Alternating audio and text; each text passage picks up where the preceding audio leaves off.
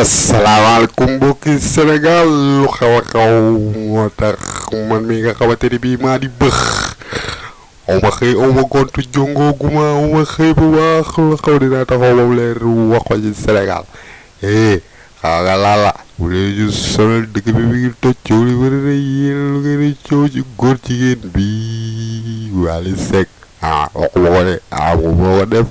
moo yow soo yére bi gars yi dëkkale ko moom la moom la góor jigéen moom la xam nga lañ déglu ki nga xamante ni bii benn appel bi ñu may ci journée bi mu dugg wax ci xalaatam allo kooku yow mi nekk ci ligne bi ñu ngi lay laaj foo tudd ak noo dëkkee fu nga dëkkee ak nooy woote. man maa ngi tudd Saliou affaire bi nag moom lu ma cee bañ a nekk naan ay dama ciy bañ a nekk di xaar ay affaire yi nii ñuy wax di kii dañu xool imaam yi lu ñuy wax ñu def ko parce que suñu réew Sénégal yi ñoo ko moom ñu mën ci def tamit suñu dëkk bi ñoo ko moom li ñuy wax ba wax am nga xam nga la Wally Seck nañ ko ray